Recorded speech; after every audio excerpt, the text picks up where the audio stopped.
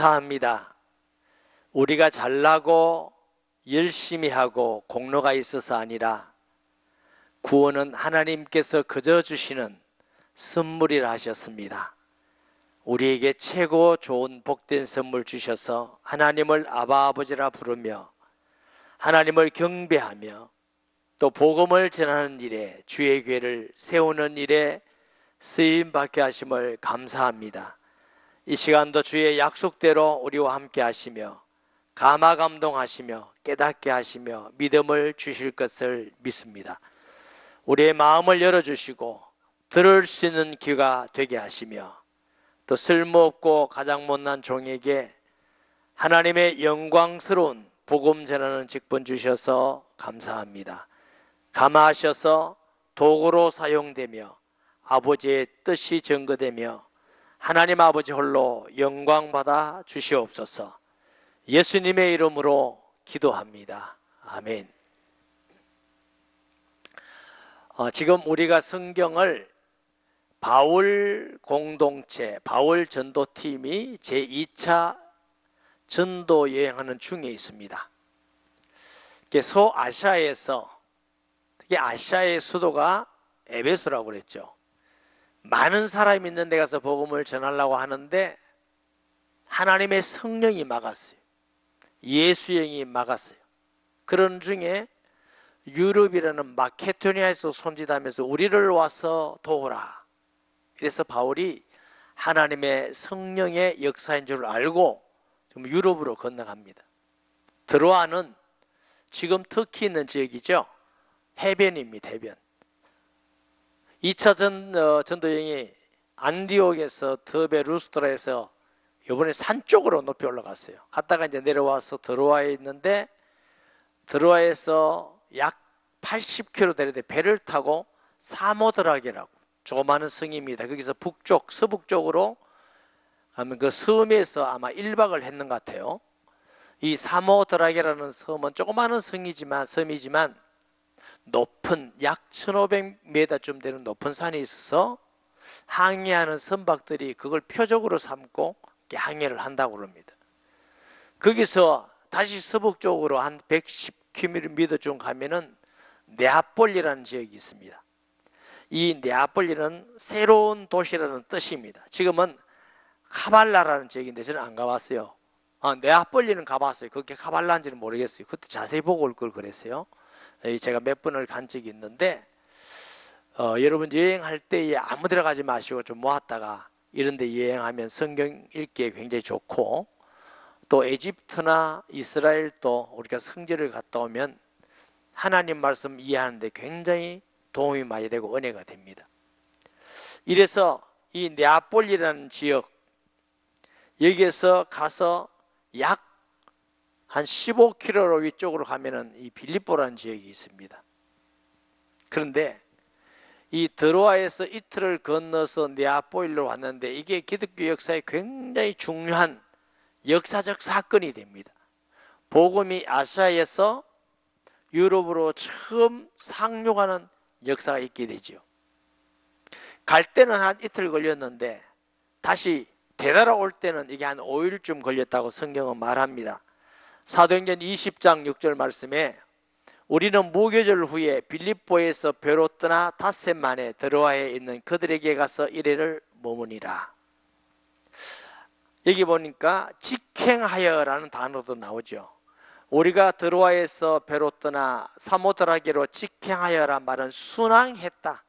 바람이 잘 불어서 순항해서 잘 가게 돼서 한 이틀이 걸렸는데 올 때는 요즘 같은 좋은 배들이 아니니까 바람의 영향을 굉장히 많이 받겠죠. 그래서 좀 더 걸리는 것을 우리가 이렇게 보게 되고요. 자, 이 네아폴리에 도착했다는 것은 역사적 굉장히 중요한 사건이라고 그랬죠. 이래서 복음이 유럽으로 전거되는 놀라운 일들이 있습니다. 우리나라에 최초로 선교사로 도착한 게 아니고 복음을 전했던 선교사를 우리가 토마스 선교사라고 합니다. 영국 선교사인데 중국에 파송받았다가 은혜를 받고 인도를 받아서 백령도와 대동강 쪽으로 가다가 우리나라에 상륙을 하려고 그랬는데 그때 당시 우리나라는 선교사나 외국인 상륙 못하게 돼 있어요. 잡아서 죽이나. 그래서 쪽복음을 성경을 대동강변에 던졌다 하는 유명한 일화가 있어요. 그게 하나님의 말씀이 우리나라에 처음 상륙한 것인데 후에 잡혔어요. 평양에서 순교를 했는데 그게 1866년입니다. 첫 순교자가 토마스 선교사예요. 그 후에 1885년대에 배로 일본까지 왔다가 일본에서 배로 부산을 거쳐서 인천 제물포에 도착한 선교사가 언두우드 아펜셀라라는 선교사입니다. 이 언두우드 선교사를 통해서 세워진 교단이 장로교입니다. 장로교. 또 아펜셀라라는 의사인데 아펜셀라를 통해서 세워진 교회가 감리교입니다. 이분들이 140, 50년 후에는 대한민국이 세계 선교하는 나라가 되리라 아마 상상 못했을지 모릅니다. 당시 우리나라는 5,000년 역사를 가졌다 하지만 사실은 우상숭배가 관연한 정말 저주 가운데 있던 나라입니다. 고려시대도 마찬가지. 신라시대 때는 좀 잘 살았다고 그래요. 조선시대 때는요, 종이 일반 양반보다 배나 더 많았어요.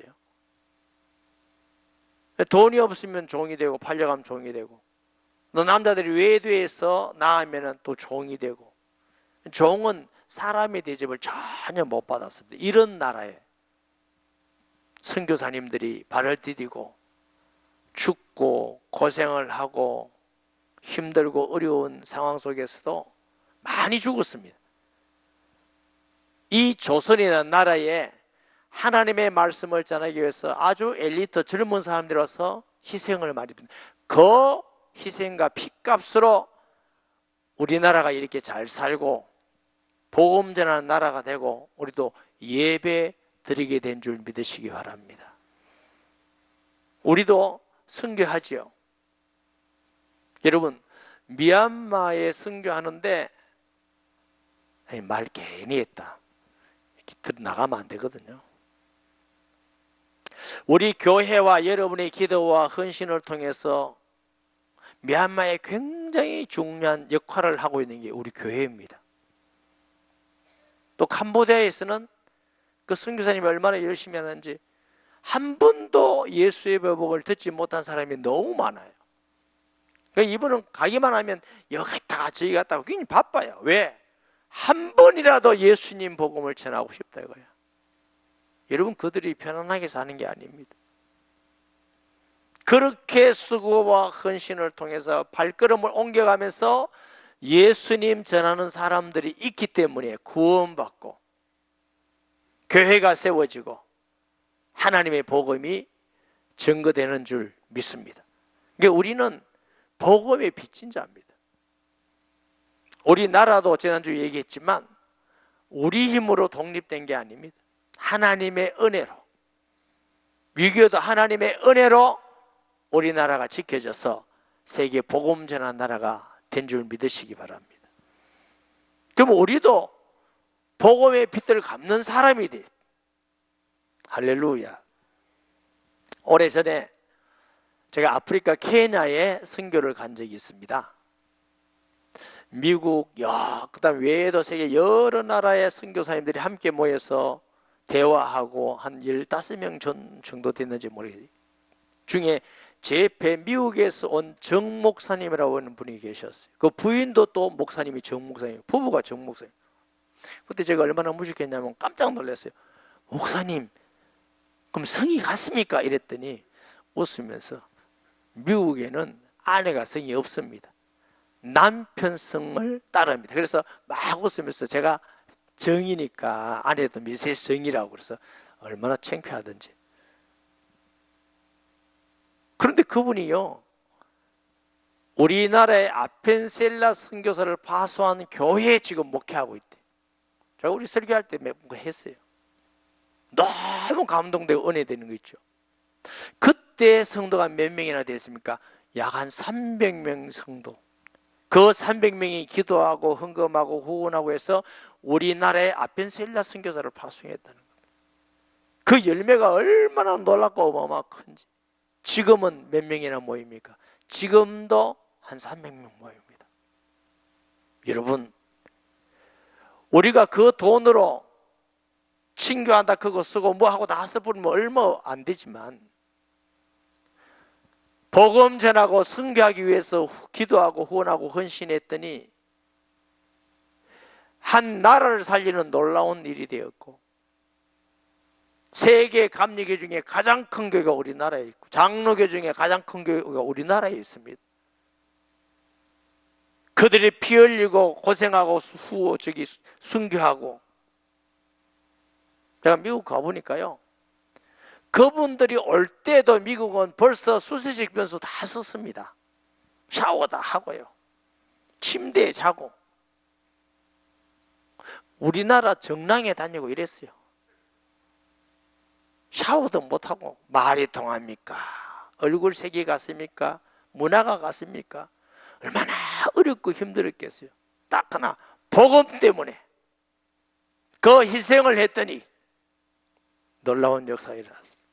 그와 같이 바울 전도팀이 하나님의 성령의 인도를 받아서 네아폴리에 도착하고 빌립보에 가서 복음 전하는 사건이 기독교 역사에 너무 중요한 축복의 사건이 된 겁니다.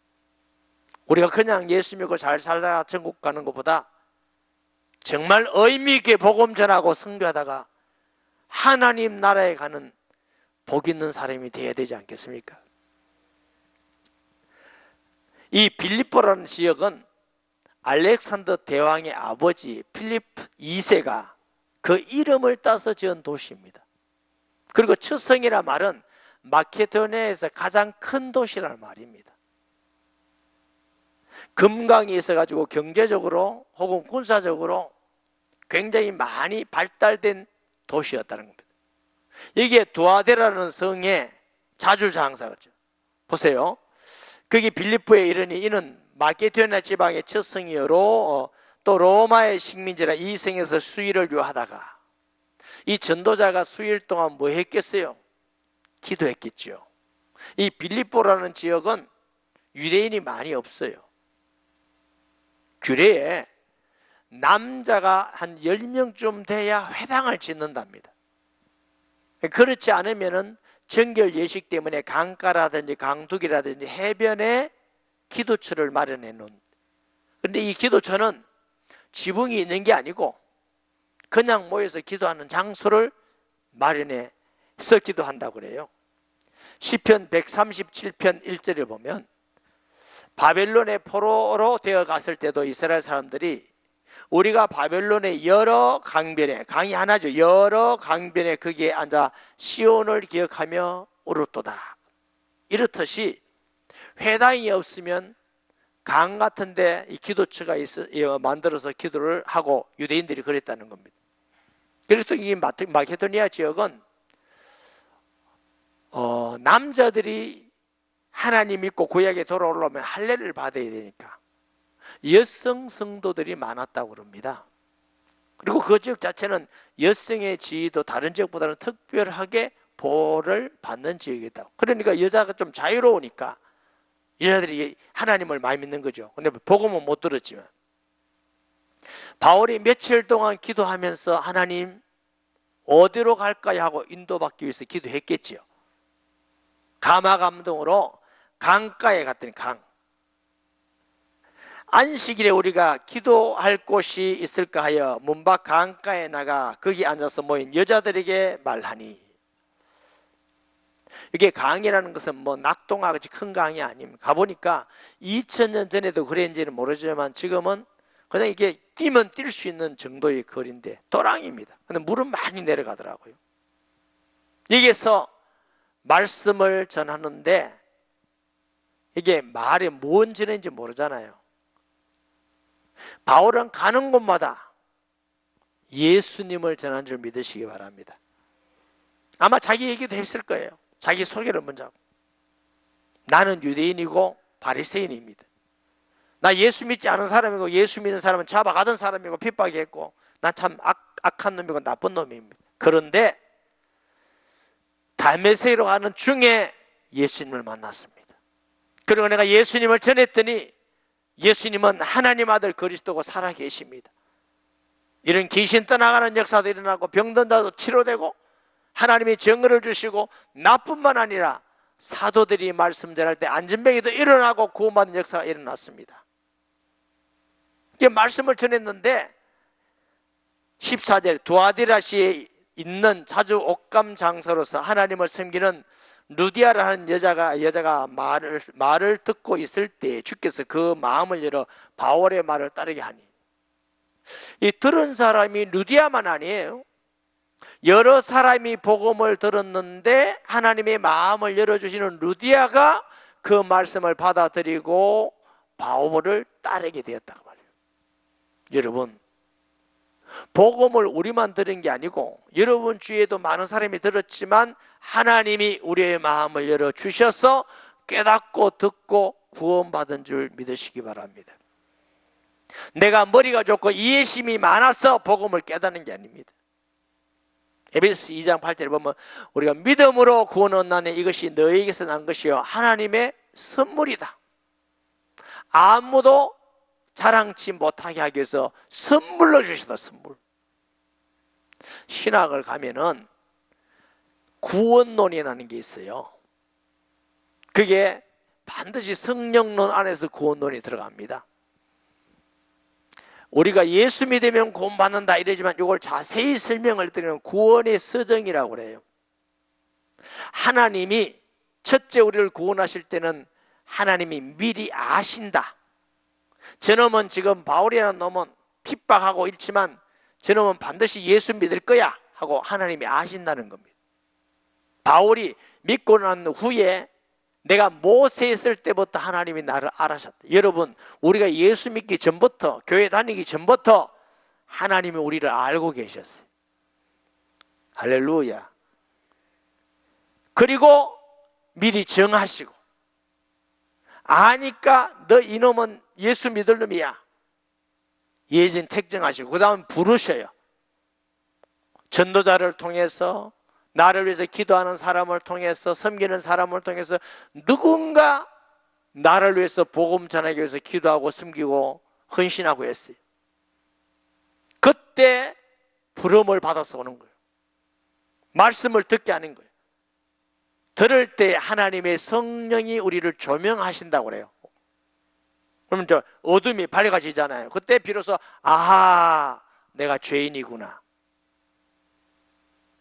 일반적 죄도 죄지만 내가 예수님을 안 믿고 내 마음대로 살았던 게 죄구나. 하나님을 안 믿었던 게 죄구나. 하나님은 나에게 생명을 주시고 지키시고 지금까지도 하나님 은혜로 살았는데 내 힘으로 살고 내 능력으로 살고 내 노력으로 살았다고 생각하는 게 죄구나. 이게 회개 통회하는 거죠. 이렇게 조명해야. 그러니까 죄를 알아야 회개하니까. 그래서 내가 죄인이구나 하고 주께로 돌아오는 겁니다. 예수님을 영접하게 되는 거, 이걸 보고 믿음이라고 그래요. 회개하고 믿을 때 우리가 의롭게 되는 줄 믿습니다. 하나님의 자녀가 돼요. 이런 과정이 며칠 걸리고 몇 달 걸리고 아니고 일순간에 일어나는데 꼭 설명하려면 그렇다 그 말이에요. 그래서 우리가 착해서가 아니고 노력해서 이해력이 있어서 아니라 하나님이 성령으로 아시고 부르시고 우리를 조명하시고 말씀 드릴 때 믿음을 주시고 예수님을 영접하게 하시고 의롭게 하시고 그 다음에는 이 세상을 살아가면서 성화의 과정이라고 그래요. 아마 여기 계신 분들은 대부분 예수 믿고 의롭게 되고 이제는 성화의 과정으로 살아가는 사람이에요. 예수님을 구주로 영접하고 자녀가 되었지만 그렇다고 해서 죄를 하나도 또 짓는 게 아니라 지을 때마다 회개하고 통회하고 하나님 잘못했습니다. 죄인입니다. 하나님의 은혜를 또 받아서 이 죄인을 또 용서해주고 사랑해주고 하나님의 사랑을 자꾸 알아가면서 예수님을 닮아가는 과정을 성화의 과정이라고 합니다. 예수님 오래 믿고 중직자가 되고 하는 거 다 좋습니다. 그러나 더 중요한 것은 예수님을 닮아가는 성도가 되어야 돼. 이게 성숙되어진다고 말이에요. 옛날에는 미워하고 시기 질투도 많던 게 이제 사랑하고 용납하게 되고, 하나님을 사모하게 되고 복음 전하기를 소원하게 되고, 옛날에는 그냥 달 싸우던 걸 용서하고 이제는 기다려 주기도 하고 이해하기도 하고. 이게 성화의 과정이에요. 아무리 성화의 과정이라 할지라도 하나님 나라의 삶만큼 완전하지 않습니다. 주님이 재림하실 때나 또 우리가 죽어서 변화됐을 때, 죽기 전에 변화됐을 때나 하나님 나라에서 완전히 하나님의 은혜로 변화되는 걸 영화라고 그럽니다. 영화. 하나님 나라에 가서 영원히 살 수 있는 신앙, 인품, 또 우리가 영광스럽게 변화되어지고 하나님 나라에서 영원히 사는 걸 영화라고 합니다. 우리는 이제 성화의 과정을 통해서 앞으로 영화의 과정이 있을 줄 믿습니다. 이 전적인 모든 게 하나님의 은혜로 되어진다. 루디아의 마음을 여셨더라 그랬어요. 아멘. 바울의 말을 따르게 하신지라. 그와 그 집이 다 세례를 받고, 집안 세례예요. 예수 믿고 구원받은 걸 내가 정말로 믿는다면 이제는 주의 복음을 위해서, 전도자를 위해서 살고 싶은 마음이 생기는 게 정상입니다. 내가 예수 믿고 구원받았으면 내 사랑하는 자에게 구원받도록 기도하고 섬기고 가르쳐주는 게 그게 당연한 것이죠. 내가 예수 믿고 구원은 받았는데 내가 딴 사람한테 예수 믿는 걸 말해주기 싫다, 그 사람은 구원 못 받아도 이렇게 제가 말은 안 하겠습니다. 그렇지만 이상해요. 어떻게 그럴 수 있어요? 루디아가 예수님 믿고 나니까, 온 집안이 다 세례를 받고 나니까 어떻게 한다고요? 우리에게 청하여 이르되 만일 나를 주 믿는 자로 알거든 내 집에 들어와 유하라 하고 강군하여 머무리하니라. 이 강군했다 말해보세요. 루디아가 바울 사도님 우리 집에 와서 복음도 전하고 양육도 하고 집에 오세요 했더니, 아니 괜찮습니다, 우리 피해를 드리고 싶지 않습니다 했더니, 뭐랑 그리 얘기합니까? 나를 예수 믿는 사람으로 알면 와서 해야지, 날 어떻게 보호를 합니까? 안 오면 안 됩니다. 아주 강하게 해서 모셔가지고 복음 전하고 양육하게 하고, 후에 이 루디아의 집이 빌립보 교회가 되지 않았나 이렇게 봅니다. 나중에 바울이 복음 전하다가 로마 감옥에 갇혔을 때에 빌립보 교회 성도들이 기도하면서 헌금을 했어요. 사도가 얼마나 고생할까, 먹고는 사는지 춥지는 않은지 힘들지는 않은지, 이래서 헌금을 내서 에바브로디도를 통해서 그 헌금을 보내드립니다. 바울이 그걸 받고 나니까, 빌립보 교회의 사랑을 받고 나니까 너무 감개해서 내가 기쁘다. 너희가 드린 이 헌물은 하나님이 받으실 만한 예물이요, 너희가 하나님께서 너희에게 풍성함을 채우실 것이다. 그래서 너무 고마워서 편지를 써서 빌립보 교회에 보내는 게 빌립보서입니다. 너무 고마워서 그렇다는 거죠. 여러분, 예수 믿는 루디아 한 사람이 예수를 믿고 집을 하나님의 복음 전에 내어놓으니까 빌립보 교회를 통해서 초대교회에 놀라운 역사가 일어났어요. 한 사람이 예수 믿는다는 건 너무 귀중합니다. 우리는 쉽게 내 기준으로 어떤 집사가 어떻다, 권사가 어떻다, 장로님은 어떻다 마음대로 하잖아요. 그거 굉장히 큰 죄입니다. 왜 죄냐? 우리 기준으로 말해서 그래요. 하나님 볼 때는 우리가 죄인이지만 우리를 사랑하셔서 구원하신 같이 내 옆에 있는 사람도 하나님은 사랑해서 구원했는데, 용서해 주셨는데, 내가 무슨 권세로, 무슨 자격으로, 무슨 재판관으로 저 사람은 저러니 이렇게 판단하고 그래요. 그거 얼마나 큰 교만인지 아세요? 하나님이 우리를 누가 재판관으로 세웠어요? 판단하라고 하세요? 선입감을 가지고 분별하라고 했어요? 그런 거 하지 마세요. 하나님이 싫어하십니다. 좀 부족하면 우리가 기도해주고 도와주고 섬겨주고, 잘하면 존경하고 우리가 배워가고, 그런 성도 되기를 예수님의 이름으로 축복합니다. 돈 안 든다고 막 하고 싶은 말 다 하고 보이는 대로 다 말하고 하지 마세요. 그것 때문에 상처받고 시험 들고 어려움 당하고 그 책임은 누가 져요? 하나님 앞에. 그게 그렇게 악한 겁니다. 한 사람이 돌아오는 것이 얼마나 하나님께 귀중하냐 말이에요. 그리고 집을 내어놨더니 이 놀라운 하나님의 축복된 일에 쓰임받게 되었어요. 저희 교회에 김광열 장로님이라고 계셔요. 네, 설교하는 중에 제가 몇 번 말씀드린 적이 있어요. 부인이 김미진 권사님입니다.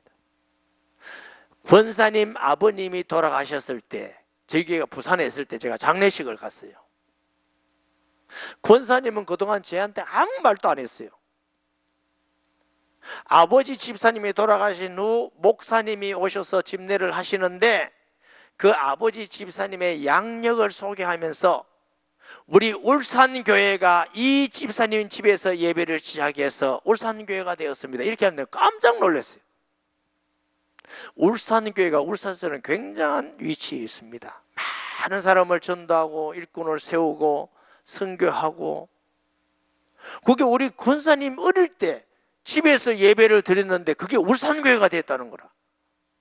그래가 너무너무 귀하게 쓰임받았구나.